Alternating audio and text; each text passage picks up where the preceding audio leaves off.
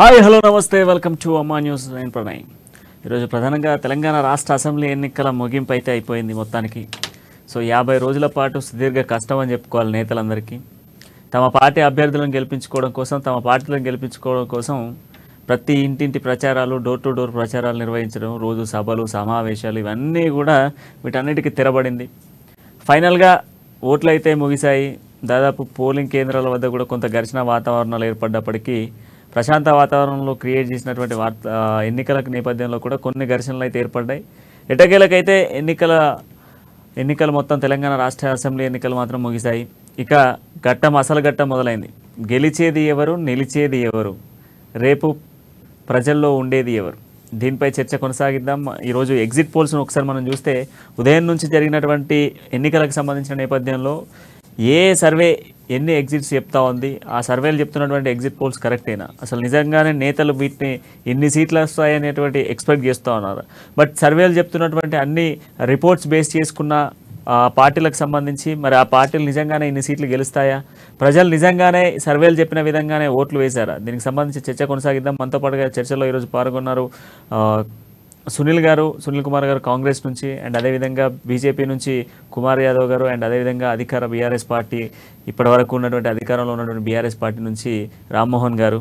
So వీళ్ళతో చర్చ కొనసాగిద్దాం. ముందుగా ఒకసారి సర్వేలకు సంబంధించినటువంటి ఒకసారి మనం చూస్తే ఏ సర్వే ఏం చెప్తా ఉన్నాయి, ఎన్ని సర్వేలు ఏం చెప్తున్నాయి అనేటువంటి ఒకసారి డీటెయిల్గా చూస్తే మనకు ఆరా సర్వేకి సంబంధించినటువంటి డీటెయిల్స్ మనం ఒకసారి చూసుకున్నట్లయితే కాంగ్రెస్ పార్టీకి సంబంధించి 58 నుంచి 67 సీట్లలో కాంగ్రెస్ గెలిచేటువంటి సీట్లు వచ్చేటువంటి అవకాశాలు ఉన్నాయని చెప్తా ఉంది. అండ్ అదేవిధంగా బీఆర్ఎస్ పార్టీకి సంబంధించి 41 నుంచి 49 సీట్లలో బీఆర్ఎస్, అండ్ బీజేపీ 5 నుంచి 7, అండ్ అదర్స్ ఎంఐఎం కలుపుకొని 7 నుంచి 9 స్థానాలని చెప్పేసి ఆరా సర్వే చెప్తుంది. ఇక చాణక్య సర్వేకి సంబంధించి మనం చూసుకుంటే కాంగ్రెస్ 67 నుంచి 78, బీఆర్ఎస్ 22 నుంచి 31, అండ్ బీజేపీ వచ్చేసి 6 నుంచి 9 స్థానాలు, అదర్స్ 0 అని చెప్తా ఉంది. ఇక అదేవిధంగా మనం చూస్తే సిఐఎన్కి సంబంధించిన ఎగ్జిట్ పోల్స్ను మనం చూసుకున్నట్లయితే కాంగ్రెస్ పార్టీకి 56, బీఆర్ఎస్కి 48, బీజేపీ 10, అండ్ ఎంఐఎం 5, అండ్ అదే విధంగా సిఫాక్స్కి సంబంధించినటువంటి సర్వే రిపోర్ట్స్ మనం చూసుకున్నట్లయితే దీంట్లో కాంగ్రెస్ 65 స్థానాలు, బీఆర్ఎస్ వచ్చేసి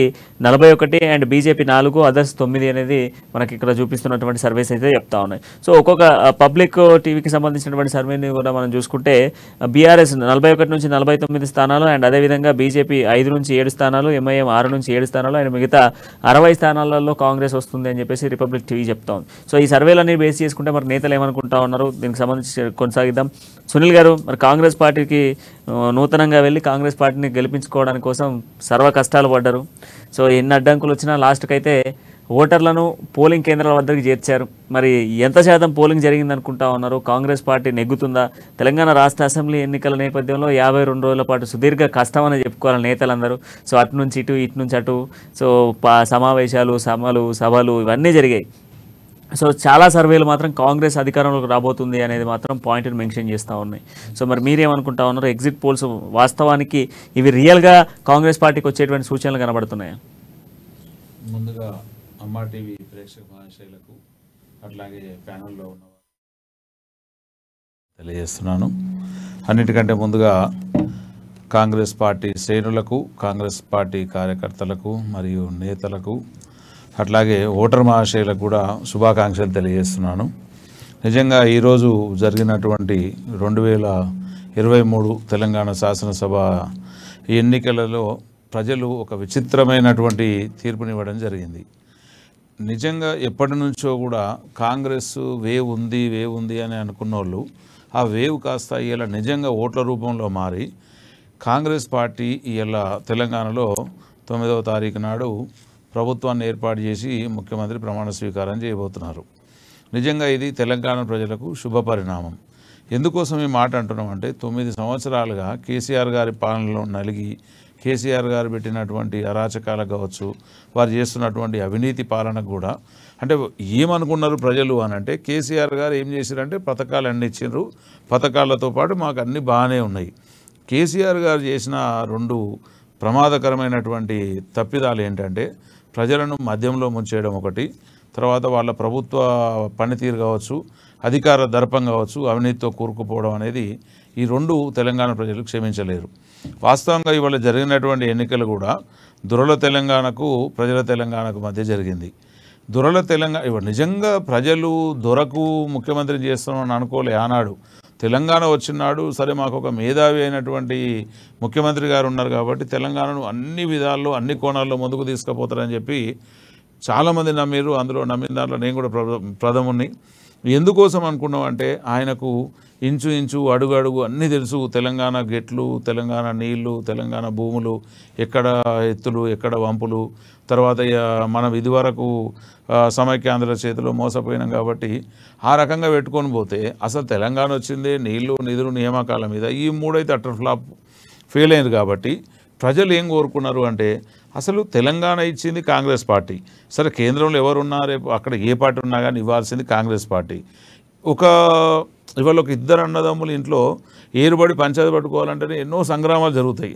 అంటే అన్నం తమ్ముడు కొట్టడో, తమ్ముడు నాన్నను కొట్టడో, నాన్న అమ్మను కొట్టడలో ఇవన్నీ ఏవో జరుగుతాయి. నిజంగా పంపకాలలో ఏదన్నా తేడా రాకపోతే ఎవడో ఒకరు సూసైడ్ చేసుకోవడం అనేది జరుగుతుంది పార్టీ.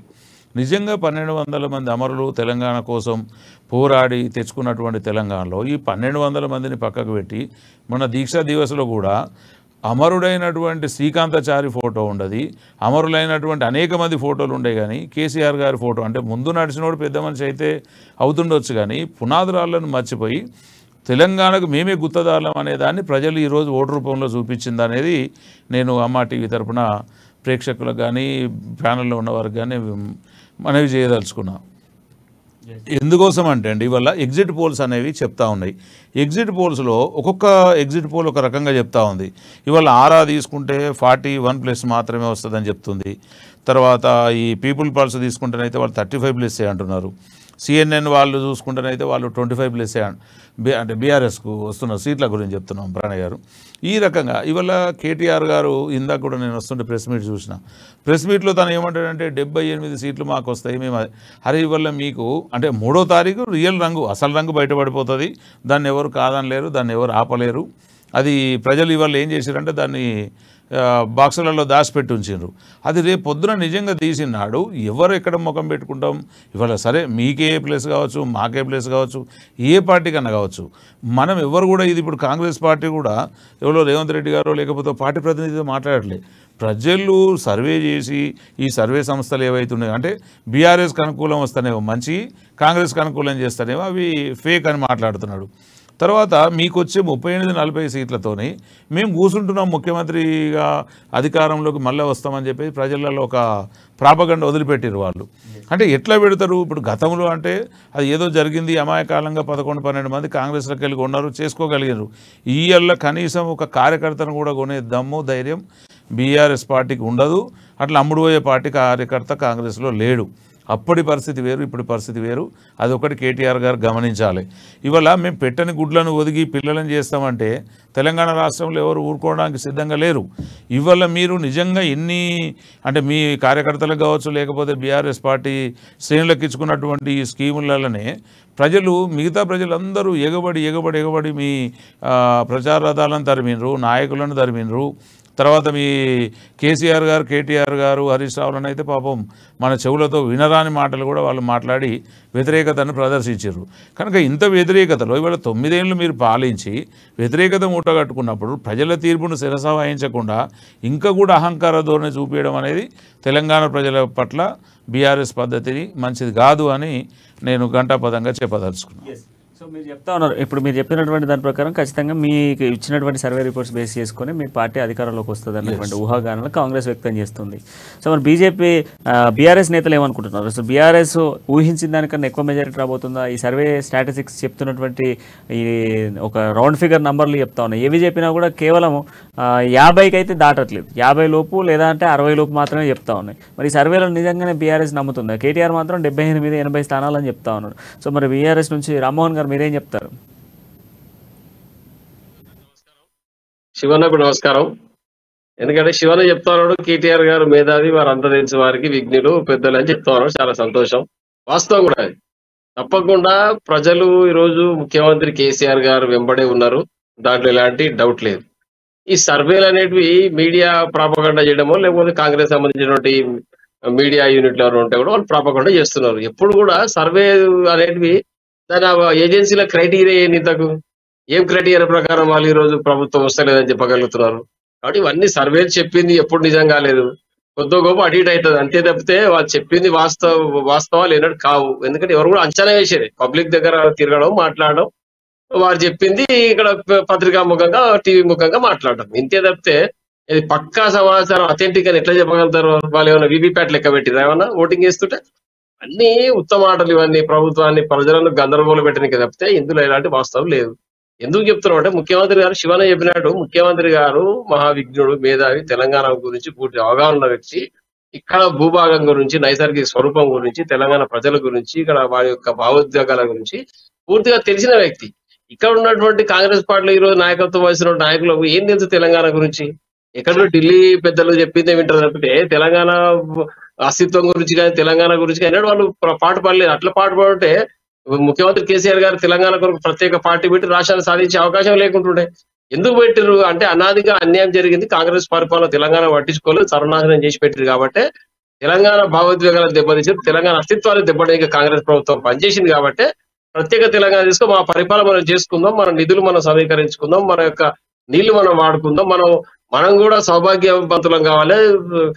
అదేవిధంగా రైతులందరూ కూడా ధనవంతులు కావాలి, వారి యొక్క ఇన్కమ్ సోర్స్ పెరగాలి, వాళ్ళ పిల్లలు మంచి పాఠశాలకు వెళ్ళాలి, మంచి బట్టలు కట్టుకోవాలి, ఆ ఇంట్లో కనీసం ఒక పడుకోవడానికి రెండు రూమ్లు పర్మనెంట్ గా ఆర్సీసీ చెత్త వేసుకుని ఇల్లు కట్టుకోవాలి. ఆ స్థాయికి రైతును తీసుకురావాలని వారు ముఖ్య ఉద్దేశంతో తెలంగాణ కొరకు పాటుపడి తెలంగాణ సాధించిన తర్వాత ముఖ్యంగా సాగునీరు దానిపైనే ప్రాజెక్టుల నిర్మాణం పైన వాడు కృషి చేయడం జరిగింది కేసీఆర్ గారు.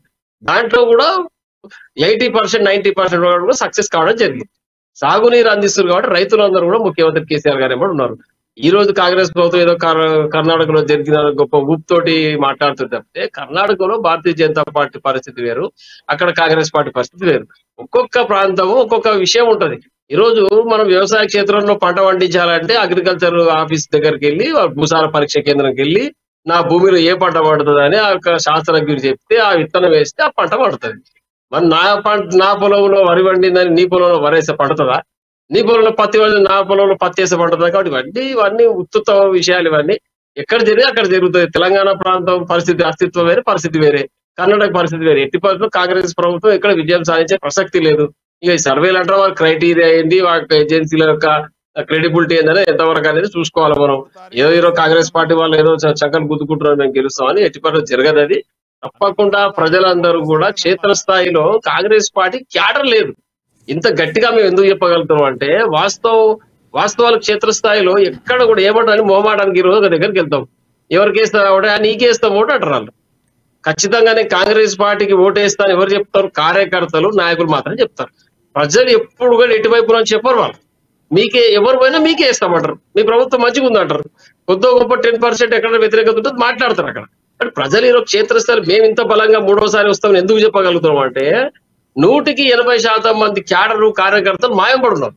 కాంగ్రెస్ పార్టీకి కానీ భారతీయ జనతా పార్టీ క్యాడర్ లేదు. ఇరేలా ఎట్లా గెలుస్తారు? మీరు చెప్పిన విషయాలు పోయి ప్రజలకు వివరించే యొక్క కార్యకర్త నీకు లైన్ లేనప్పుడు ఏ విధంగా గెలుస్తారు అనుకుంటున్నారు మీరు? కాబట్టి అంతా సత్యదూరం ఇది. ఇందులో ఎలాంటి వాస్తవాలు లేవు. ఆ క్రైటీరియా ఎటువంటి క్రెడిబిలిటీ లేదు ఆ సర్వే సంస్థలకు. వారు చెప్పింది ఎప్పటికీ నిజం కాదు. ఇక నిజమైతే అని కాంగ్రెస్ పార్టీ వాళ్ళు సంకలు గుర్తుకుంటే దాన్ని చేసింది ఏం లేదు. 3 రోజుల్లో విషయం తేటతెల్లం అయిపోతుంది. తప్పకుండా మూడోసారి ముఖ్యమంత్రిగా కేసీఆర్ గారు ప్రమాణ స్వీకారం చేస్తారు. బీఆర్ఎస్ పార్టీ అధికారంలోకి వస్తుంది. మళ్ళీ సబ్బండ వర్గాలకు అన్ని అనుకూలమైన పరిస్థితులు తీసుకొస్తాం. వాళ్ళకు సంక్షేమ పథకాలు పూర్తి స్థాయిలో అందిస్తాం. మాకు పూర్తి విశ్వాసం ఉంది. ఈ సర్వేలన్నీ కూడా హంబక్కని చెప్తాం. సర్వేలన్నీ కూడా తప్పుదోవ పట్టించేటువంటి ప్రయత్నం చేస్తున్నాయి అనేది బీఆర్ఎస్ పాయింట్. సో ఇప్పుడు మనకు బీజేపీ నుంచి కూడా కుమార్ యాదవ్ గారు ఉన్నారు. సో కుమార్ యాదవ్ గారు మరి మొదటి నుంచి బీజేపీ చెప్తా ఉంది సో డబుల్ ఇంజన్ సర్కార్ రావాలి, బీసీ ముఖ్యమంత్రిని చేయాలి అన్నటువంటి యాంగిల్లో బీజేపీ ఆలోచించింది. సో 30 స్థానాలు వచ్చినా కూడా బీజేపీ గవర్నమెంట్ ఫామ్ చేస్తుంది అన్నటువంటి ఊహాగానాలు కూడా బీజేపీ వ్యక్తం చేసింది. బట్ ఏ సర్వే టీం చేసినప్పటికీ కూడా 1 నుంచి 10 స్థానాలు లోపే కనిపిస్తూ ఉన్నాయి తప్ప 10కి మించి ఎక్కడా కూడా ఏ సర్వే కూడా చూపించట్లేదు. సో మరి దీనిపై బీజేపీ స్పందన ఏంటి?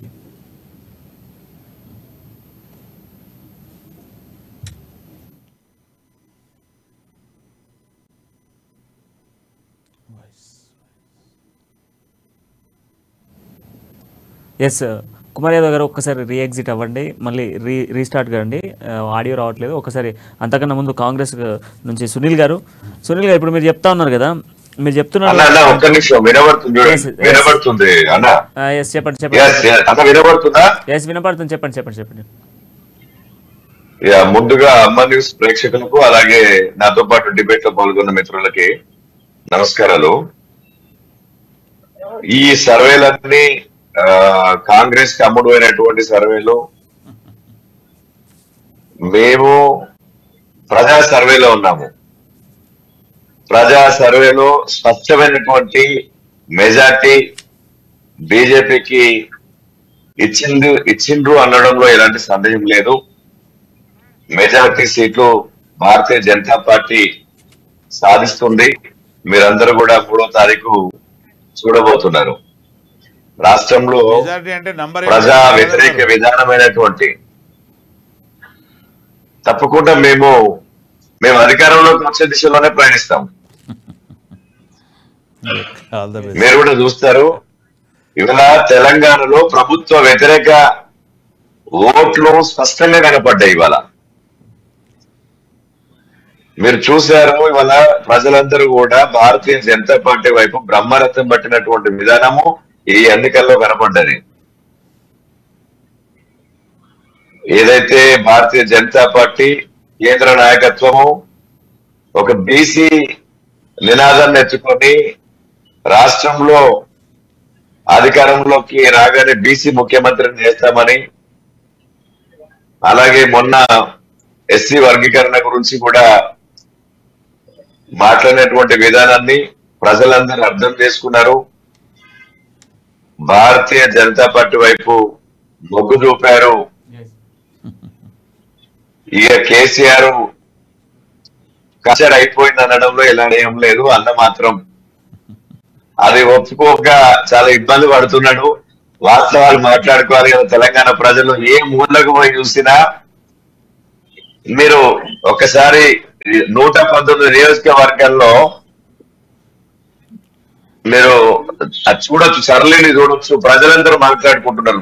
స్పష్టంగా ప్రభుత్వం మీద పూర్తి వ్యతిరేకంగా ఉన్నారు. ప్రభుత్వం మీద విశ్వాసాన్ని కోల్పోయారు. ఈ ఎన్నికల్లోనే తేటతెల్లమైంది. కేటీఆర్ ముఖము, కేసీఆర్ ముఖము, కవితమ్మ ముఖము, హరీష్ రావు ముఖము వాడిపోయినాయి. వాళ్ళ నాయకుల ముఖాలు కూడా వాడిపోయినాయి. అవన్నీ ప్రజలు ప్రతిదీ కూడా గమనిస్తున్నారు. ఈ ఎన్నికల్లో తెలిసిపోతుంది. అలాగే కాంగ్రెస్ పార్టీ కేవలం మీడియా ఛానళ్లను కొనుక్కొని, సర్వేలను కొనుక్కొని, మీడియా ఛానల్లో మాత్రమే కాంగ్రెస్ పార్టీ కనపడుతుంది తప్ప ప్రజల మధ్యలో పూర్తిగా కనుమరుగైపోయినది. సరే, నాయకులు మాట్లాడుతున్నారు. ఎన్నికల్లో ఎవరి వాదం వాళ్ళు వినిపించవచ్చు. ఏదో కర్ణాటకలో గెలిచినంత మాత్రాన తెలంగాణ రాష్ట్రంలో గెలుస్తుంది అనడంలో వాళ్ళ మూర్ఖత్వం. మరి వాళ్ళ నాయకుడు ఏం మాట్లాడుతున్నాడో ప్రజలందరూ చూస్తా ఉన్నారు. ఇవాళ రేవంత్ రెడ్డి గారు ఏం మాట్లాడుతున్నారు, రాహుల్ గాంధీ గారు ఏం మాట్లాడుతున్నారు, 6 గ్యారంటీలు ఎట్లా అమలు చేయగలుగుతారు, ఆ ఉచితాలు ఏ విధంగా చేయగలుగుతారు అన్నటువంటిది వాళ్ళ ప్రజలందరూ కూడా గమనిస్తా ఉన్నారు. మీరు కర్ణాటకలో ఇచ్చినటువంటి మీ గ్యారంటీలు అన్ని కూడా ఎటువైనయో ప్రజలందరూ చూసిళ్ళు. కాబట్టి తెలంగాణలో మీ మాయమాటలు నమ్మే ప్రసక్తి లేదు. అలాగే కేసీఆర్ గారిని మరొకసారి ప్రజలు నమ్మే ప్రసక్తి లేదు. ఈ మోసపూరిత వాగ్దానాలను, ఈ నయవంచన వాగ్దానాలను ప్రజలందరూ ఈ ఎన్నికల్లో తిరస్కరించారు. మీరు రానున్న ఈ రిజల్ట్స్ లో స్పష్టంగా కనపడుతుంది. మనం అందరం చూస్తాం. భారతీయ జనతా పార్టీకి పట్టం కట్టబోతున్నారు. భారతీయ జనతా పార్టీ అధికారంలోకి రాబోతున్నది. బీసీ ముఖ్యమంత్రి రాబోతున్నాడు. మీరందరూ చూస్తారు. ప్రణయ్ గారు, ఇప్పుడు ఒకటి బీజేపీ నుంచి కుమార్ యాదవ్ గారు మాట్లాడినరు. కనీసము నేను ఇప్పుడు సత్యదూరం కాదు. కాంగ్రెస్ పార్టీ మీరు సత్యదూరం తోటి మాట్లాడుతున్నారు. కాంగ్రెస్ పార్టీ ఏం చేసిందని మిమ్మల్ని ప్రజలు నమ్ముతారు? అది 3వ తారీఖు తెలుస్తుంది కదా. ఎట్లా ప్రజలు నమ్ముతారు చెప్పండి, మీరు ఒకసారి చెప్పండి. ఏ విధంగా చెప్పండి అన్న, గెలిచిన సీట్లు మీరు గ్యారెంటీ ఇస్తారా? మీరు గ్యారెంటీ ఇస్తారా? మీ కాంగ్రెస్ పార్టీలో గెలిచినటువంటి వాళ్ళు బీఆర్ఎస్ లో పోరని మీరు గ్యారెంటీ ఇస్తారా? దానికి సంబంధించి మనం మాట్లాడదాం. సో అది ఎంతవరకు గ్యారెంటీ ఇస్తారని ఏమంటున్నారు అని అంటే క్లారిటీగా కూడా గతంలో కర్ణాటక ఎన్నికల్లో ఇదే బీజేపీ పార్టీ వస్తుంది అని చెప్పేసి ఏవైతే సర్వే టీములు చెప్పడం జరిగింది. ఆ రోజు కర్ణాటక ఎలక్షన్స్కి సంబంధించి కూడా మనం డిబేట్ కొనసాగించినాం. అప్పుడు కూడా బీజేపీ వస్తుంది అన్నటువంటి అంశాన్ని మనం లేవనెత్తారు. దాదాపు బీజేపీ హంగు లేకుండా ఎవరి మద్దతు లేకుండా కూడా బీజేపీ గెలుస్తుంది అన్నటువంటి ఊహాగానాలు వ్యక్తం చేశాయి. అన్ని సర్వేలు అవే చెప్పాయి. బట్ అక్కడ అనుకున్న ఒకటి ట్విస్ట్ మళ్ళీ రివర్స్ అయింది. చూస్తే కర్ణాటకలో కాంగ్రెస్ ఎవరి మద్దతు లేకుండా కాంగ్రెస్ గెలిచింది. సో ఇక్కడ కూడా చేంజ్ అయ్యేటువంటి అవకాశాలు ఉన్నాయి కదా. ఎందుకంటే కాంగ్రెస్కి సంబంధించినటువంటి వైఫల్యాలు కర్ణాటకలో క్షుణ్ణంగా కనిపిస్తున్నాయని చెప్పేసి తెలంగాణలో కొన్ని బీఆర్ఎస్ పార్టీ కొన్ని వీడియోలు రిలీజ్ చేసింది. సో దీన్ని బేస్ చేసుకొని మీరు ఈ సర్వేలన్నీ కూడా ఫేక్ సర్వేలే అని చెప్పేసి ప్రతిపక్ష పార్టీలు కావచ్చు, ఇప్పుడు ఉన్నటువంటి మీ తోటి పార్టీ మిత్రులు చెప్తా ఉన్నారు. ఇప్పుడు ఒకటండి, కుమార్ యాదవ్ గారు మాట్లాడుతున్నారు. ఆయన మాట్లాడేది ఒకటి. ఇప్పుడు కుమార్ యాదవ్ గారు కానీ లేకపోతే మన పరిగి నుంచి రామ్మోహన్ అన్నకు కూడా నా అప్పీల్ ఏంటంటే, మనము ఇవాళ ఒక టీవీ స్టూడియోలో కూర్చున్నాం. అమ్మ న్యూస్ టీవీ అనే దానికి చాలా అంటే ఎన్నో విలువలతో కూడుకున్నటువంటి ఛానల్ ఇది. సో ఏదో మనం ఒక యూట్యూబ్లో మాట్లాడుకున్నట్టు లేకపోతే ఏదో నా పార్టీకి నేను నీ పార్టీకి నువ్వు అనేది మనకు ఒక అంతరాత్మ ఉంటుంది. మనం అంతరాత్మ ప్రబోధం మేరకే మాట్లాడదాం. ఇవాళ నేను బీజేపీ పార్టీకి 2 సవాళ్ళు విసురుతున్నా. బీజేపీ పార్టీ ఇవాళ మీరు first of all BJP party ఏమంటుందంటే ఇవి కాంగ్రెస్ కొనుక్కున్న సర్వే పోల్స్ అంటున్నారు, exit polls. Right, exit polls ఎక్కడన్నా అమ్ముడు పోయేటి ఉంటే 1, 2 ఉండొచ్చు. అది వాళ్ళ నైజం, వాళ్ళు ఇదివరకు కొనుక్కున్నారు కాబట్టి వాళ్ళకి ఆలోచన ఉంది. వీళ్ళు మాకు ఒకటి కాదు 13 ఎగ్జిట్ పోల్స్ కూడా కాంగ్రెస్ వైపు. ఇప్పుడు ఎగ్జిట్ పోల్స్ అమెరికా అధ్యక్షుడిని నియమిస్తాయి, రష్యా అధ్యక్షుడిని నియమిస్తాయి. ప్రపంచంలో ఏం కావాలో కూడా ఎగ్జిట్ పోల్స్ ముందుగా పోతున్నాయి. టెక్నాలజీ వచ్చింది. ఇవాళ ఏదో లగడపాటి సర్వేనో లేకపోతే ఒక రామచిలుకని తీసుకొచ్చి కూర్చోబెట్టి చిలుక జ్యోతిషమో లేకపోతే ఒక కోయరాజులను తీసుకొచ్చి ఓ కాలపత్ర గ్రంథాలు చూసి చెప్తుంది కాదు. ఇవాళ ఎగ్జిట్ పోల్స్ అనేది ఇంతెందుకు అనుకుందామండి. సరే ఎగ్జిట్ పోల్స్ని పక్కన పెడదాం. ఉస్మానియా యూనివర్సిటీ నుంచి వాళ్ళు ఎవరైతే ఈ నిరుద్యోగులను బీఆర్ఎస్ పార్టీ మోసం చేసిందో వాళ్ళు కూడా గడపకి వెళ్ళి వాళ్ళు ఒక పోల్ తీసారు, ఎగ్జిట్ పోల్. అందులో కూడా కాంగ్రెస్కి అనుకూలంగా వచ్చింది. సరే ఇవన్నీ మేము కొనుక్కున్నాయో లేకపోతే కాంగ్రెస్కి అనుకూలమో లేకపోతే కాంగ్రెస్ కరపత్రాలు అనుకుందాం.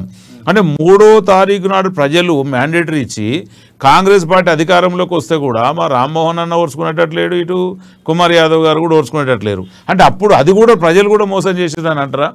అంటే ప్రజా తీర్పు అంటే మీకు ప్రజా తీర్పు వస్తే ఒక తీరు, మాకు ప్రజా తీర్పు వస్తే ఒక తీరు అనడం కరెక్ట్ కాదు. మీరు చేసినప్పుడు మీకు అవకాశాలు ఇచ్చారు, మేము చేసినప్పుడు ఖచ్చితంగా ప్రజలు కాంగ్రెస్ వైపు కాంగ్రెస్ వైపులో ఇలా కడపకు ఎక్కడ పోయినా కానీ ప్రజలు బ్రహ్మరథం పడుతున్నారు. ఇవాళ గత 40 సంవత్సరాలు కాంగ్రెస్ పాలించినప్పుడు. సునీల్ గారు ఒక్క నిమిషం, కుమార్ యాదవ్ ఒక్క నిమిషం, రామ్మోహన్ గారు ఒక క్వశ్చన్ రైజ్ చేస్తాను. రామ్మోహన్ గారు చెప్పండి. ఒక్క నిమిషం మళ్ళీ చెప్తుర్రు భారతీయ జనతా పార్టీ గాని శివన గాని ఏమంటారు, మేము అధికారంలోకి వస్తాం. ఎందుకు వస్తారు అధికారంలోకి? 3 మెడికల్ కళాశాలను 34 మెడికల్ కళాశాల కట్టినందుకు కేసీఆర్ ఓడగొడతారా ప్రజలు? ఇలా 24 గంటలు కరెంట్ తెలంగాణ ప్రజలు కేసీఆర్ గారు ఓడగొడతారా? ఓడగొడతారా ప్రజలు?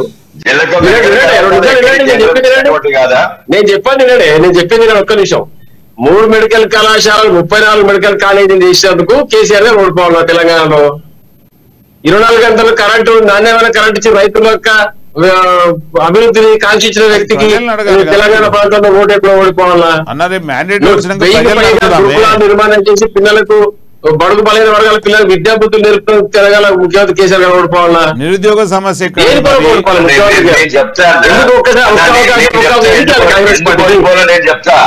నేను ఒక్కటే చెప్తా. ఇప్పుడు బీఆర్ఎస్ ఎందుకు వద్దంటున్నారంటే తెలంగాణ రాష్ట్రం సాధించినప్పటి నుండి నేటి వరకు అనేక వాగ్దానాలు ఇచ్చి ప్రజల్ని మోసం చేసింది. సబ్బండ జాతుల్ని మోసం తెలంగాణ రాష్ట్రానికి తొలి ముఖ్యమంత్రి అవకాశం రామ్మోహన్ అన్న నాకు అవకాశం ఇవ్వండి. తెలంగాణ తొలి ముఖ్యమంత్రి దళితుడని చెప్పి మోసం చేసిందా లేదా? దళితులకు 3 ఎకరాల భూమి ఇస్తానని మోసం చేసిందా? చెప్పి దళితుల్ని మోసం చేసిందా లేదా? దళిత ముఖ్యమంత్రి మోసం చేసిన కేసీఆర్ గారు. మీ నిరుద్యోగ భృతి ఎక్కడ పోయింది? ఉద్యోగాలు ఎక్కడ పోయినాయి? నిరుద్యోగ భృతి ఎక్కడ ఉన్నది? కళ్యాణ లక్ష్మి ఇచ్చారు, పెన్షన్ ఇచ్చిండు, పెన్షన్ ఇచ్చిండు, పెన్షన్ ఇచ్చిండు. కుటుంబంలో ఉద్యోగం అడుగుతున్నది తెలంగాణ సమాజము. ఒక కుటుంబంలో ఉద్యోగం అడుగుతున్నది. ఎందుకోసం? షాదీ ముబారక్ కోసం కొట్లాడింది. నేను అడిగేదానికి మీరు సమాధానం చెప్పండి. షాదీ ముబారక్ కోసమా, కళ్యాణ లక్ష్మి కోసమా తెలంగాణ రాష్ట్రం కోసం రామ్మోహన్ గారు కుమార్ గారు బయట వెళ్ళేటువంటి ఆడియో అందరికి మిక్సింగ్ పోతా ఉంది, ఎవరికి అర్థం కాదు. ఒకరి తర్వాత ఒక ప్రశ్నకు ఒక ఆన్సర్ వేయండి. కుమార్ గారు మీరు ఎవరికైతే స్ట్రేట్ గా ప్రశ్న వేయాలనుకుంటున్నారో స్ట్రేట్ గా ప్రశ్న ఒకటే వేయండి. నేను ఒకటే చెప్తున్నాను. ఒక్క నిమిషం. బీఆర్ఎస్ ను ప్రజలు నమ్మే ప్రసక్తి, బీఆర్ఎస్ మోసపూరిత వాగ్దానాలను ఇంకా ప్రజలు నమ్మరు. కేసీఆర్ నయవంచకుడు, కేసీఆర్ 8వ నిజాం నవాబ్ లెక్క ఈ రాష్ట్రాన్ని పాలించి ఈ రాష్ట్రాన్ని దోచుక తిని ఈ రాష్ట్రాన్ని అప్పుల రాష్ట్రంగా తీర్చిదిద్దిండు. కేవలం కల్వకుంట్ల కుటుంబం ఒక్కటే ఈ రాష్ట్రంలో బాగుపడ్డది. ఇవాళ ఈ రాష్ట్రంలో ఇవాళ విద్యార్థులు మోసపోయిల్లు, ఉద్యోగులు మోసపోయిల్లు, నిరుద్యోగులు మోసపోయిల్లు, మహిళలు మోసపోయిల్లు, ప్రతి సబ్బండ కుమార్ గారు ఒక్క నిమిషం. మీరు చెప్పినటువంటి పాయింట్స్ అన్నిటికీ సమాధానం అక్కడి నుంచి రావాలా? రామ్మోహన్ గారు. ముఖ్యమంత్రి కేసీఆర్ గారు దళితుని ముఖ్యమంత్రి చేస్తా అని చెప్పి చేయలేదు అని మీరు అంటున్నారు. ఆ రోజు ప్రజాక్షేత్రంలో గెలిచిన తర్వాత గెలిచిన శాసనసభ్యులందరూ కూడా ముఖ్యమంత్రి గారు ఏకగ్రీవం ఎన్నుకొని ముఖ్యమంత్రి చేయడం జరిగింది. ఒకవేళ ముఖ్యమంత్రి గారు దళితుల్ని మోసం చేసి నేను తనే అయితే స్వార్థపరుడు అనుకుంటే ప్రజలు హర్షించి వినండి ప్రజలు హర్షించి రెండోసారి ముఖ్యమంత్రి ఎందుకు చేస్తారండి? కానీ ప్రజలు కూడా స్వాగతించింది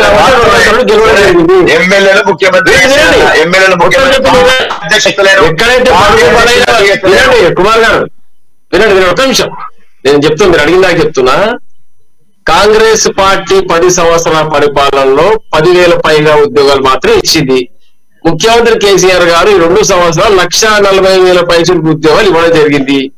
బడుగు బలైన పిల్లలు విద్యాబుద్ధుల కొరకు గురుకుల పాఠాలు పెట్టడం జరిగింది. ఇవన్నీ వాస్తవం కదా? ఇవన్నీ వాస్తవే కదా?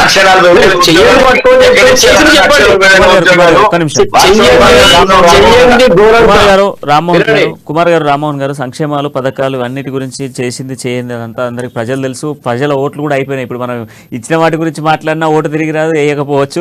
ఇప్పుడు కొంత టాపిక్ మనం వేరే దిక్కు మాట్లాడదాం. ఎందుకంటే మన పాయింట్ ఏంటంటే ఇచ్చిన పథకాలు ప్రజలకు తెలుసు, ఎంత ఇచ్చారు ఏం ఇచ్చారు అనేటువంటి దానిపై తీర్పు కూడా ఆల్రెడీ ప్రజలు నిర్ణయించారు, ఓటు కూడా వేసేసారు, అయిపోయింది.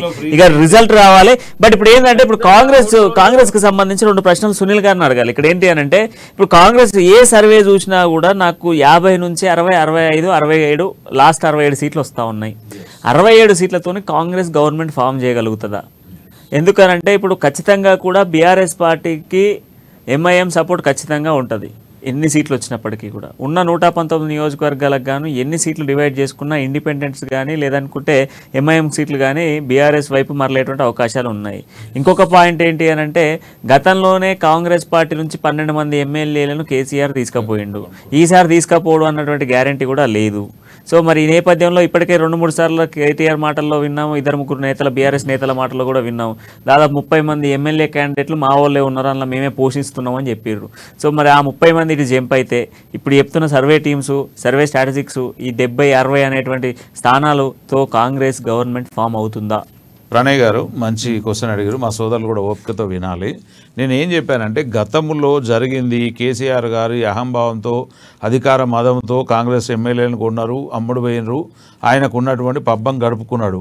ఇవల్ల ఓటరు దగ్గరికి ఎవరైతే అభ్యర్థి ఇవాళ ఎమ్మెల్యే గెలవబోతున్నారు. అభ్యర్థులు ఓటర్లతో కూడా శపథము ప్రమాణాలు చేసుకున్నారు. అయ్యా గతంలోడు అంగట్ల సరుకు లెక్క కొనుక్కపోయాడు, మరి మళ్ళీ కూడా బేరగాడు వస్తారు, మరి మీరు అమ్ముడు పోతారా అంటే ప్రతి ఒక్కరు కూడా ప్రమాణం చేసి రేవంత్ రెడ్డి గారి సమక్షంలో చాలా బలమైన నేతలు ఉన్నారు. రెండవది కేటీఆర్ గారు దిగజారుడు, సిగ్గుమాలిన రాజకీయం, ఇంకా 30 మంది ఆయన దాంట్లో ఉన్నారంటే ఇప్పుడు మరి ఇదే కాంగ్రెస్ పార్టీ బలంగా ఉంటే అందులోకెళ్ళి 30 మంది ఇళ్ళకి రారా అండి? అంటే ఆ శిఖండి రాజకీయాలు ఏ పార్టీ కూడా చేయకూడదు అనేది నా ప్రత్యేక విజ్ఞప్తి. తర్వాత బీజేపీ పార్టీ బీఆర్ఎస్ పార్టీల నుంచి కాంగ్రెస్లోకి వచ్చేటువంటి కాంగ్రెస్ నుంచి బీఆర్ఎస్ కొనుక్కునే దమ్మున్నప్పుడు కాంగ్రెస్ కొనుక్కునే దమ్ముండదా? కాకపోతే మాకు అట్లాంటి రాజకీయాలు అవసరం లేదు, ఎవరిని కొనాల్సిన అవసరం లేదు. మేము బలమైన మెజారిటీతో 70+ ఉంటున్నాం కాబట్టి ఖచ్చితంగా గవర్నమెంట్ను సొంతగా ఫామ్ చేసుకుంటాము. అంతే తప్ప మాకు ఇట్లా ఈ రాజకీయాలు ఇప్పుడు బీజేపీ ఏం చేస్తుంది, ఒక రాష్ట్రంలో ఒకటి గెలిస్తే ఇంకొకటి ముఖ్యమంత్రిని చేస్తారు, ప్రభుత్వం 3 రోజులకు కూలిపోతుంది. ఇవాళ కేసీఆర్ గారు కూడా ఏం చేస్తారు, ఎవరినో గెలిచిన వాడిని తీసుకొచ్చి ఇవాళ ఒకటే అంటున్నాం అండి, ఎగ్జిట్ పోల్స్ 30 చెప్తే 78తో నేను ముఖ్యమంత్రిని అవుతా అని చెప్పేసి కేటీఆర్ గారు కలలుగా అంటున్నారు. ఇవాళ ఏంటంటే అక్కడ నిజంగా సిరిసిల్లలో కూడా కేకే మహేందర్ రెడ్డి గారు ఆర్థికంగా బలం లేకపోవడం వల్ల ఇవాళ ఓటుకు 15-20 వేలు పెట్టి కొని ఎంతో కొంత మెజార్టీతో వస్తున్నాడు తప్ప అది నిజమైన గెలుపు కాదు. సిరిసిల్లలో నైతికంగా కేటీఆర్ గారు ఓడిపోయినట్టే. కనుక మేమేమంటున్నాం అంటే ఈ డబ్బు రాజకీయాలతోని ఈ తెలంగాణను ఎంతకాలం నడిపిస్తారు? కేవలం ఇది ఏంటంటే ఒక పెట్టుబడిదారు వ్యాపారం అవుతుంది తప్ప దయచేసి మా మిత్రులకు కూడా నా ప్రత్యేకమైన విన్నపం ఏంటంటే రాజకీయాలను రాజకీయాలుగా చేద్దాం. ఇవాళ ఒక మాట అండి, ఎంత అహంకారం ఉంటే ఆ మాట అంటారు. కాంగ్రెస్లో గెలుస్తున్నారు 70-80 మంది అంటే అలా 30 మంది నా వాళ్ళు ఉన్నారంటే అరే నీకు ఎందుకు పోయి అక్రమ సంతానం, నీ సంతానం ఏదో నువ్వు చూసుకో కదా.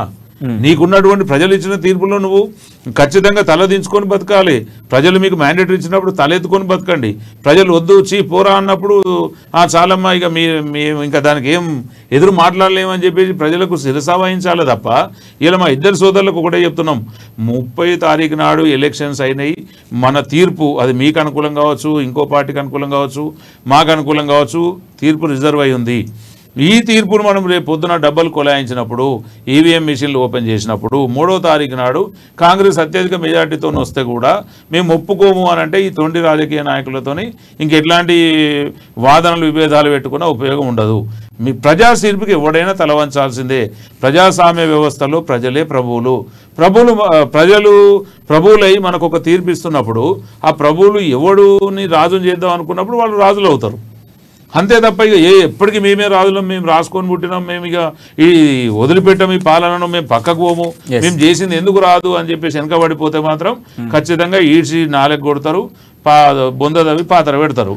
3వ తారీఖు నాడు ఇలా మీరు బీఆర్ఎస్ పోలీసులు అనుకోవచ్చు, లేకపోతే తెలంగాణ పోలీసులు అనుకోవచ్చు, అదే 3వ తారీఖు నాడు సునీల్ గారు ఒక్క నిమిషము, మనకు రామ్మోహన్ గారు ఒక క్వశ్చన్ రేజ్ చేస్తా ఉన్నారు. రామ్మోహన్ గారు అన్న మీరు చెప్తున్నారు ముఖ్యమంత్రి గారు కొనుగోలు రాజకీయాలు చేస్తారు, కేటీఆర్ గారు కొనుగోలు రాజకీయాలు చేస్తారు. ఎట్టి పరిస్థితుల్లో మీరు గమనించిన 2 సార్లు అధికారంకి వచ్చిన అన్న ఒక్క నిమిషం వినండి, 2 పర్యాయాలు కూడా ఎవరిని కొనుగోలు చేసి గవర్నమెంట్ ఫామ్ చేయలేదు. బీఆర్ఎస్ పార్టీ సొంతంగా గవర్నమెంట్ ఫామ్ చేసింది. ఫామ్ చేసిన తర్వాత మిగిలిన నాయకులు కేసీఆర్ గారి యొక్క ప్రతిష్టను చూసి, వారి యొక్క పరిపాలన దక్షతను చూసి, వారి మంచితనాన్ని చూసి, వాళ్ళ విజన్ చూసి, వాళ్ళ ఆలోచన విధానాన్ని చూసి, పార్టీ యొక్క సిస్టమ్ చూసి, తెలంగాణ అభివృద్ధి చేస్తున్న విధానాన్ని చూసి వాళ్ళు కాంగ్రెస్ పార్టీ నుంచి మా దాంట్లో వచ్చి చేయలేదు. దాంట్లో తప్పే ఉంది. ముఖ్యమంత్రి గారు అది పరిపాలనను ఆపేక్షించి వాళ్ళు రావడం జరిగింది, స్వాగతించినాం. కానీ కాంగ్రెస్ పార్టీ వాళ్ళు కొనుగోలు చేసి అధికారంలోకి రాలేదు. బీఆర్ఎస్ పార్టీ 2 పర్యాయాలు కూడా స్వతంత్రంగా సీట్లు సాధించి అధికారం చేపట్టడం జరిగింది. అదే ఆత్మవిశ్వాసంతో, అదే యొక్క లక్ష్యంతో పనిచేసాం కాబట్టి ఈసారి తప్పకుండా మేము కూడా 3వసారి హైట్రిక్ కొట్టి మళ్ళీ ప్రభుత్వం ఏర్పాటు చేసాం చెప్తా ఉన్నాం. అంతేగాని కాంగ్రెస్ పార్టీ కొనుగోలు చేసాం లేదా బీజేపీ కొనుగోలు చేసాం చెప్తారు ఎక్కడ కూడా. మీ కేటీఆర్ గారు అన్న మాటగా నేను మాట్లాడినా, 30 మంది మాతో టచ్ లో ఉన్నారు. ఇవి ఏం శిఖండి రాజకీయాలు, ఇవి అవసరమా మనకి? తెలంగాణ ప్రజలు ఏముంటది, ఈ రోజు ఒక విషయం గుర్తుపెట్టుకోండి, ముఖ్యమంత్రి గారిని సబ్బండ వర్గాలు లైక్ చేస్తున్నాయి, వారు ఇష్టపడుతున్నారు. కాబట్టి అన్న ఏ కోడైనా పెట్టిన గుడ్లను ఒదిగి పిల్లలను చేసుకుంటే దాన్ని మంచి కోడి అంటారు. కానీ దానికి బలం ఉంది కదా అని ఇంకో పెట్టిన గుడ్లను తీసుకొచ్చి ఇది ఒదిగి పిల్లల కంటే ఆ పిల్లలు రేపు ఉంచాయి, దాన్ని చంపేస్తాయి ఎప్పటికున్నా. సో నేనేమంటున్నా, ప్రజాస్వామ్య పద్ధతిలో మీరు ఏమన్నారు ఇప్పుడే కేటీఆర్ గారు విషయం గురించి మీరు చెప్పారు. Yes. సిరిసిల్లలో నైతికంగా వారు నైతికంగా ఓటమంటే విజయం సాధించినట్టే కదా మీరు చెప్పడం. అదే నాకు కావచ్చు. కేటీఆర్ గారు గెలుస్తున్నారు అక్కడ.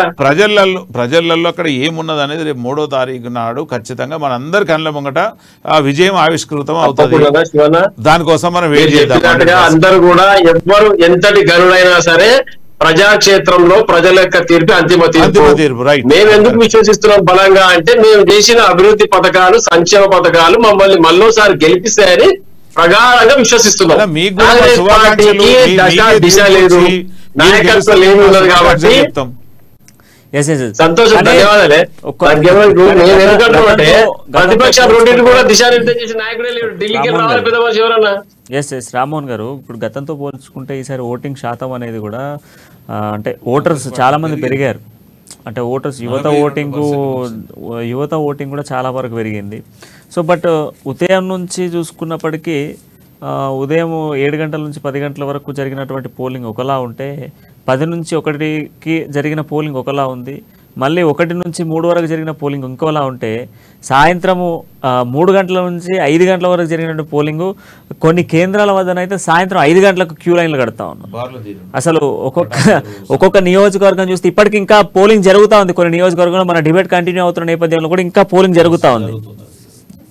ఎస్ రామ్మోహన్ గారు, యువత అంతా కూడా సుభిక్షంగా ఎలాంటి ఇబ్బంది లేకుండా శాంతి భద్రతలు ప్రశాంతంగా ఉన్న పరిపాలన కోరుకుంటా ఉన్నారు.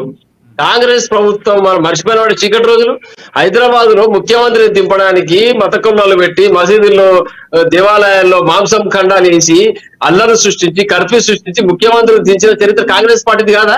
ఈ రోజు 10 మందికి స్టేట్మెంట్ ఇచ్చింది. జగ్గారెడ్డి గారు అంటారు, రేవంత్ రెడ్డి గారు అంటారు, కోమటిరెడ్డి గారు అంటారు, వీరందరూ కూడా జానారెడ్డి గారు అంటారు, బట్టి గారు అంటారు. ఇంతమంది మాట్లాడుతున్నారు మేమే ముఖ్యమంత్రం అని. ఆఖరి హనుమంతరావు గారు చెప్పి ఎవడన్నా ఆయన ఫస్ట్ అధికారం లాంటి గెలువుడి ఫస్ట్ అని హనుమంతరావు గారు చురుకలు పెట్టారు అందరికి. ఇటువంటి నాయకత్వం కొరకు రేపు కొట్లాడతారు వీళ్ళందరూ. ఆయనను గుంజని ఈయనను గుంజని ఇంకొక ఆయన పెట్టి కర్ఫ్యూలు పెట్టుకుని వాళ్ళ అధికారం దాహం కొరకు వారు ముఖ్యమంత్రి గారికి ప్రజలు అనుకుని రావాలన్నా. ఈ 10 ఏళ్ళు ఎక్కడ మత ఘర్షణ జరిగిందంటే ఎక్కడన్నా? అందరినీ రాష్ట్రం మొత్తం సుభిక్షంగా శాంతి భద్రతలు కాబట్టి రాష్ట్రం సుభిక్షంగా ఉంది. ఎక్కడ ఒక గడబడ కాలేదు, మనం గమనించాలి. కాబట్టి ఇటువంటి మత ఘర్షణ కంటే ఘోరం అది. ఎక్కడన్నా మద్యం ఘర్షణ మాత్రం రోజు జరుగుతుంది. అది ఒక్కటి కనుక రూప్ చేస్తే మత ఘర్షణలో కంటే మద్యం ఘర్షణ.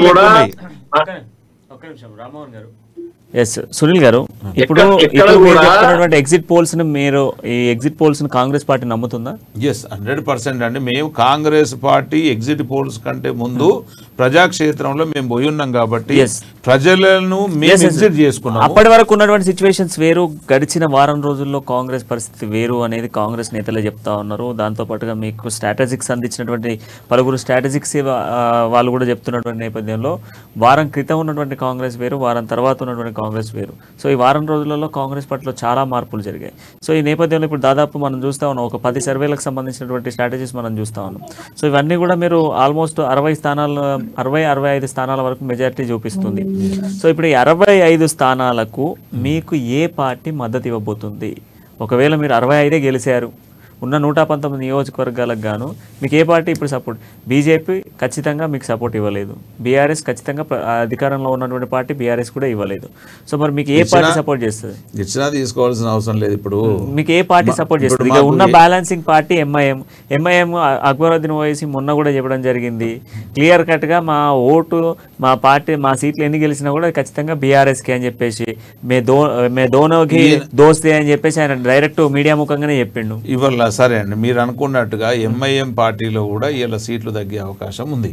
ఎందుకు అంటున్నాం అంటే ఇప్పుడు ఈ ముస్లిం సంస్థలు ఏవైతున్నాయో వాళ్ళు స్వచ్ఛందంగా సచ్చీలంగా ప్రమాణాలు చేసి ప్రతి ఒక్కరు కాంగ్రెస్ పార్టీకే ఓటేయాలని చెప్పేసి వాళ్ళ మత సంస్థలలో కూడా వాళ్ళు ప్రమాణాలు చేసుకొని మరీ ఓట్లు వేయడం జరిగింది. ఇవాళ ముస్లిం ఓటు కాంగ్రెస్కు చాలా ప్లస్ పాయింట్ కాబట్టి మీరు అనుకున్నట్టుగా ఈ 60-65 దగ్గర ఆగదు. 75 నుంచి 78 మధ్యలోనే ఖచ్చితంగా ఉంటుంది. ప్రభుత్వాన్ని ఫామ్ చేయడంలో మాకు ఎవ్వరి సహాయం కూడా అవసరం పడదు. ఎందుకంటే ప్రజలు చాలా విఘ్నతలకు వెళ్ళిపోయినారు.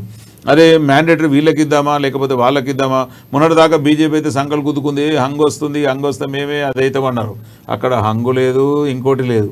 కేవలం ఇక్కడ ఏంటంటే ప్రజలు సచీలంగా వాళ్ళు ఆలోచించుకొని, అరే మనకు తెలంగాణ ఇచ్చిన సోనియా గాంధీ రుణం తీర్చుకుందాం, ఖచ్చితంగా తెలంగాణలో ఇందిరమ్మ రాజ్యం చూద్దాం, ఇప్పుడు సోనియమ్మ రాజ్యం కూడా చూద్దాం, రాహుల్ గాంధీ పాలన కూడా చూద్దాం అన్న ఉద్దేశం మీద వారి నాయకత్వంలో ప్రజలు కాంగ్రెస్ పార్టీకి ఎందుకు రుణం తీసుకుంటున్నారంటే, అదే వాళ్ళు మనకు పార్టీ తెలంగాణ అనే ఒక రాష్ట్రాన్ని ఇచ్చినాక కూడా వాళ్ళు 2 రాష్ట్రాల్లో చాలా రాష్ట్రాల్లో కూడా అధికారం కోల్పోవలసి వచ్చింది. కాకపోతే అయినప్పటికీ కూడా తెలంగాణకు ఉన్నటువంటి ఒక ఉద్రిక్తమైన వాతావరణ పరిస్థితులను అర్థం చేసుకొని, ఆత్మహత్యలను అర్థం చేసుకొని, బలిదాగాలను, ఆత్మహత్యలను, ఆత్మార్పణలను చూసుకొని తెలంగాణ రాష్ట్రాన్ని కాంగ్రెస్ సోనియమ్మ తల్లి ఇవ్వడం జరిగింది. సో ఖచ్చితంగా దాని రుణం తీసుకోవడంలో ప్రజలు మ్యాండేటరీ ఇవ్వడంలో ఎట్లాంటి వెనకకు ముందుకు జరగరు. కాబట్టి సరిపోయేంతగా మాకు ఎన్ని సీట్లు అయితే అవసరమో అంతకంటే ఇంకా 2 ఎక్కువనే ఇచ్చి తీర్పులో ప్రభుత్వాన్ని ఏర్పాటు చేసుకుంటారు తప్ప ఈ 3 ముళ్ళు వేసుకుంటే ఇది సంసారం నిలబడదు. కాబట్టి అట్లాంటికి అవకాశం లేకుండా పరిపూర్ణమైనటువంటి మెజార్టీతో మేము ఉంటాం అంతే తప్ప దీని గురించి దయచేసి ఎవరికి ఎట్లాంటి అపోహలు అవసరం లేదు. రామ్మోహన్ గారు, సో వాళ్ళు ఒక క్లారిటీ మెన్షన్ చేస్తూ ఉన్నారు. సో మరి ఆ క్లారిటీతోనే మేము అధికారంలోకి రాబోతా ఉన్నాం. సో ఎవరి మద్దతు అవసరం లేదు. సో ముస్లిం ఏదైతే ఎంఐఎంకి సంబంధించి వాళ్ళంతా కూడా ఎంఐఎం కన్నా కాంగ్రెస్ వైపు ఎక్కువ చూస్తూ ఉన్నారు, కాంగ్రెస్నే నమ్ముతా ఉన్నారు అని చెప్పేసినటువంటి పాయింట్ను కూడా సునీల్ గారు రేజ్ చేస్తూ ఉన్నారు. అర్థమవుతుంది. ఇప్పుడు నేను చెప్పింది అదే విషయం. ఇక్కడ ముఖ్యమంత్రి కేసీఆర్ గారి యొక్క నాయకత్వం లోపల తప్పండ వర్గాలు గంగా జమునా తైదీం అంటాం మనం తెలంగాణ ఉర్దూలో. అంటే గంగా యమున కలిసినట్టుగా హిందూ ముస్లింలు కలిసి ఉండాలనేది, సోదర భావంతో కలిసిమెలిసి ఉండాలని ముఖ్యమంత్రి గారి యొక్క పరిపాలన మనకు అర్థమైంది.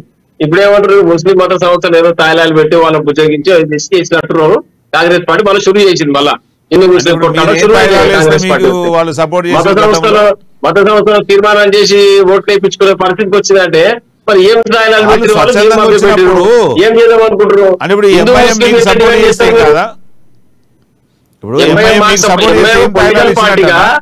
ఒక పొలిటికల్ పార్టీగా ఏ పార్టీగా సపోర్ట్ చేయొచ్చు, దాని ఎలాంటి ఉద్దేశం లేదు. కానీ ఒక మత సంస్థ మతపరమైనటువంటి కేంద్రాల్లో, ఆధ్యాత్మిక కేంద్రాల్లో మీటింగులు పెట్టి తీర్మానాలు చేసి పత్రాలు జారీ చేసి గెలుస్తున్నావు. మరోసారి భారతీయ జనతా పార్టీ గాని కాంగ్రెస్ పార్టీ గాని మత రాజకీయాలకు శ్రీకారం చుట్టింది. ఆ మత రాజకీయాలను వాళ్ళు ముందుకు తీసుకోవడానికి ప్రయత్నం చేస్తున్నారు. కాబట్టి ఇటువంటి పరిస్థితి నెలకొంటుంది. మేము అదే భయం మేము చెప్తా ఉన్నాం, ప్రజలందరూ విశ్వసిస్తారు. కాబట్టి ఎట్టి పరిస్థితులు కాంగ్రెస్ పార్టీ అధికారం రాదని మేము అనుకుంటా ఉన్నాం. మళ్ళీ మేము వస్తాము, మేము అది ఇది అయితే ఓట్లు మాకే పడుతున్నాయి అని గప్పగుత్తగా ఓట్లు వేసుకుంటాం అంటే మాత్రం అది సత్యదూరం. అది ఎట్టి పరిస్థితులు అన్ని వర్గాలను వినండి, అన్ని వర్గాలను సమానత్వంతో చూసిన వ్యక్తి ముఖ్యమంత్రి కేసీఆర్ గారు. మతపరమైనటువంటి ఎటువంటి ఇబ్బంది పరిస్థితులు కానీ ఎటువంటి ప్రశాంతంగా ఉంది 10 సంవత్సరాలు. వినండి, ప్రతి సంవత్సరాలు ప్రశాంతంగా ఎందుకుందంటే అన్ని వర్గాలను సమానత్వంతో చూసింది కాబట్టి ప్రశాంతంగా ఉంది. ఇలా మీరు ప్రత్యేకంగా ముస్లింలకు తాయిలాలు ప్రకటించి ఓటు బ్యాంకుగా వాడుకోవాలని ప్రయత్నం చేస్తున్నారు. ముస్లింలు అట్లేం ఓటు వేయరని నేను అనుకుంటున్నా. ఎట్టి పరిస్థితుల్లో ముస్లింస్ కూడా ఒకవైపే ఓటు వేయరు, వారు ఆలోచన చేస్తారు. 10 సంవత్సరాలు ఎట్లా ఉంది ముఖ్యమంత్రి పరిపాలన వాళ్ళు కూడా చూసారు. కాబట్టి తప్పకుండా అటువంటి జరగదని మేము అనుకుంటా ఉన్నాం. ఇది మాత్రం తప్పకుండా ముఖ్యమంత్రి గారు మా సంక్షేమ పథకాలే మాకు పాశుపతాస్త్రాలు. తప్పకుండా మేము ప్రజల్లో విశ్వాసం ఉంది మా పైన. తప్పకుండా మేము గెలుస్తాం. 3వ మాత్రం అధికారంలోకి వస్తాం. డబ్బును నమ్ముకున్న వాళ్ళు ప్రజలు కరాఖండ్గా మెన్షన్ చేస్తా ఉన్నారు 3వసారి మేము అధికారంలోకి వస్తామని చెప్పేసి. బట్ కొన్ని ప్రాంతాలలో చూస్తే, కొన్ని నియోజకవర్గాల్లో చూస్తే మరి కాంగ్రెస్ బీఆర్ఎస్ మధ్యలో తగ్గాఫోర్ నడిచింది. పోలీసులు కొద్ది చోట్లలో లాఠీ చార్జ్ చేయాల్సిన పరిస్థితులు ఏర్పడ్డాయి. బీఆర్ఎస్ నాయకులు కొందరు కండవలు వేసుకొని మరి పోలింగ్ కేంద్రాలలో పోయినారు అని చెప్పేసి చెప్తా ఉన్నారు. సో ఇదేంది అన్నట్టు ప్రజల్ని ప్రలోభ పెట్టేటువంటి ప్రయత్నం చేస్తా ఉన్నారు పార్టీ వైపు మరల్చుకునేది. ఎక్కడ కూడా ఏమంటే రాజకీయ క్షేత్రంలో ఓటు అటువైపు పోతుంటే ఇతర వాళ్ళు ఏం చేస్తారు, కావాల్సుకుని ఘర్షణ వాతావరణం క్రియేట్ చేస్తారు. ఆ ఘర్షణ వాతావరణం క్రియేట్ చేసి ప్రజలను తప్పుగా పట్టించి ఓటు దండుకునే ప్రయత్నం, లేదా రిగ్గింగ్ చేసుకుని బూత్ క్యాప్చరింగ్ చేసే ప్రయత్నం చేస్తారు. ఎక్కడ కూడా పోలీస్ యంత్రాంగం పటిష్టంగా పనిచేసింది, కేంద్ర ఎన్నికల సంఘం పటిష్టంగా పనిచేసింది, సిఆర్పిఎఫ్ బలగాల పర్యవేక్షణలో ఎన్నికలు జరిగినాయి. ఎక్కడ కూడా ఏ పార్టీకి సంబంధించిన వ్యక్తులు కండువలు తీసుకొని ఎక్కడ పోలింగ్ బూత్లలో ప్రవేశం చేయలేదు. అది ఎంత అవాస్తవము. ఇదంతా కేవలం అధికారంలోకి 3వసారి బీఆర్ఎస్ పార్టీ రాబోతుందనే మాటలు తప్పితే ఇందులో ఎలాంటి వాస్తవాలు లేవు. అన్న మన రామ్మోహన్ అన్న దయించి మీకు దండం పెట్టి చెప్తున్నా, V6తో పాటు అన్ని టీవీ ఛానళ్లలో మీ సైదిరెడ్డి గారు గులాబీ కండ వేసుకొని పోయి ఒక సిఐ గారిని దుర్భాషలాడి సిఐ గారి మీద ఘర్షణ జరిగితే కూడా నువ్వు ఎవరు పోలేదండి. ఇంకా బీఆర్ఎస్ ఇంతకంటే చికెన్ రాజకీయాలు ఏమైనా ఉంటాయన్న? నువ్వు చూడలేదా? బయట లోపల కాదు. No no no no no అన్న, ఇట్లా ఓట్లు జరుగుతున్నాయి. కావాలంటే నేను మళ్ళీ మీకు మీ నంబర్ తీసుకొని నా వీడియో మొత్తం పెడతా. మేము ఏమంటున్నాం అంటే అన్న, అంటే బెదిరియడం ఏంది, నేను గెలిచినాక చూస్తా అంత చూస్తా. సేమ్ కేసు ఆ సైదిరెడ్డి మీద ఇదివరకే ఉంది. ఇట్లాంటి నేతలకు మీరు సీట్లు ఇచ్చి ప్రజలను ఏం చేద్దాం అనుకుంటున్నారు? ఎందుకు అంటే మీకు అధికారం లేకుండా అంతేనా? నీ అంత చూస్తాను ఒక పోలీస్ ఆఫీసర్ని బెదిరించే దమ్ము నైతిక దమ్ము ఎమ్మెల్యేకి ఉండొచ్చా? అది మంచి పద్ధత తెలంగాణలో? ఎక్కడ కూడా అటువంటి నేను మీకు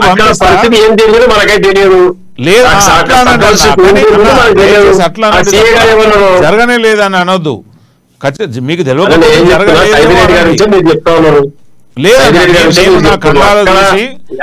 నేను మీకు ఆ పిక్ పంపిస్తా. నేను ఇప్పుడు పంపిస్తా, మీరు చూడండి. మేము ఏమంటున్నాం అంటే ప్రజాస్వామ్యాన్ని గౌరవిద్దాం. సరే, అధికారం ఎవరికి సొంత శాశ్వతం కాదు. అధికారమే పరమావధి అనుకుంటే ఈ లోకంలో సద్దాం హుస్సేన్ ఏమైపోయాడు? ఎన్ని రోజులు నడిచింది ఆయన రాజకీయం? సేమ్ నియంతలకు అదే జరుగుతుంది. కూడా బీఆర్ఎస్ పార్టీ ముఖ్యమంత్రి గారు అధికారం కూడా వెంపర్లాడలేదు. తెలంగాణ ప్రజల సంక్షేమమే లక్ష్యంగా పనిచేయడం జరిగింది. ఆ యొక్క ప్రయాణంలో 90% కృతకృతులైనాం. ఇంకా 10% కూడా సక్సెస్ అవుతాం. 100%, 100% ఈ మూడోసారి అధికారంలోకి వస్తే తప్పకుండా కార్యక్షేత్రంలో ఆ యొక్క పనిలో సక్సెస్ అవుతాం. తెలంగాణ ఆత్మగౌరవం నిలబెడతాం. తెలంగాణ అస్తిత్వాన్ని నిలబెడతాం. భారతదేశంలో దేశ రాజకీయాల్లో కీలక భూమిక పోషించబోతున్న తెలంగాణ ప్రాంతం. ఈ సంపన్న వర్గాలు కోరుకున్నాయి అని మేము అనుకుంటా ఉన్నాం. వాళ్ళు అనుకున్నామని కూడా మేము విశ్వసిస్తా ఉన్నాం. ప్రజలందరూ మా వెంబడే ఉన్నది. ఇప్పటికి ఆ విశ్వాసం ఉంది కాబట్టి ఇంత గంట పండుగ చెప్తా ఉన్నాం. ఖచ్చితంగా 3వ తారీఖు రోజు కూడా మళ్ళీ మీ ఇద్దరిని ఖచ్చితంగా నేను కూర్చోబెడతా. ఏం టెన్షన్ పడకండి. ఖచ్చితంగా కూడా చర్చిద్దాం. ఇప్పుడు సునీల్ గారు కూడా సవాల్ వేస్తా ఉన్నారు 3 మాదే అని. అటు మా రామ్మోహన్ గారు కూడా మరి హైట్రిక్ కొట్టబోతున్నాం అని మేమే అని చెప్తా ఉన్నారు. బీజేపీ మాత్రం 30 సీట్లు వచ్చినా మాదే అని చెప్పేసి బీజేపీ చెప్తా ఉంది. సో చూద్దాం. మొత్తానికైతే తెలంగాణ రాష్ట్ర అసెంబ్లీ ఎన్నికలు అయితే మొత్తానికి ముగిశాయి. కొన్ని ప్రాంతాలలో కూడా కొంత ఇబ్బందికరమైనటువంటి వాతావరణం ఏర్పడ్డప్పటికీ ఎటకేలకైతే ముగిసిన సిచ్యువేషన్స్ అయితే కనబడతా ఉన్నాయి. థ్యాంక్ యూ కుమార్ యాదవ్ గారు, థ్యాంక్ యూ సునీల్ గారు, అండ్ థ్యాంక్ యూ రామ్మోహన్ గారు. మొత్తానికైతే తెలంగాణ రాష్ట్ర అసెంబ్లీ ఎన్నికలు పూర్తయ్యాయి. 119 నియోజకవర్గాలకు కానీ దాదాపుగా కూడా 72% పోలింగ్ అయితే నమోదైనట్టుగా తెలుస్తుంది. మరి కొన్ని ప్రాంతాలకు సంబంధించిన పోల్ డీటెయిల్స్ కూడా రావాల్సింది. ఇప్పటికే ఎన్నికల అధికారులు అదే పనిలో ఉన్నారు. ఇక డిసెంబర్ 3న ఏం జరగబోతోంది, డిసెంబర్ 3న ఏ పార్టీ గెలవబోతోంది? ఇప్పుడు చెప్తున్నటువంటి సర్వే టీంలన్నీ కూడా కాంగ్రెస్ వైపు మొగ్గు చూపుతా ఉన్నాయి. మరి నిజంగానే కాంగ్రెస్ గెలుస్తుందా, లేదా కర్ణాటకలో బీజేపీ గెలుస్తుంది అన్నటువంటి కాంగ్రెస్ బీజేపీ గెలుస్తుంది అని చెప్పినటువంటి సర్వేలన్నిటికీ షాక్గా ఒకేసారి కాంగ్రెస్ గెలిచింది. అలాంటి షాకే మళ్ళీ ఇక్కడ తగులుతుందా? అసలు ఏం జరగబోతోంది? డిసెంబర్ 3న round to round full update in అమా న్యూస్ చూస్తూ ఉన్నాను. అప్పటిదాకా ఇది ఈరోజు డిబేట్ పాయింట్. సో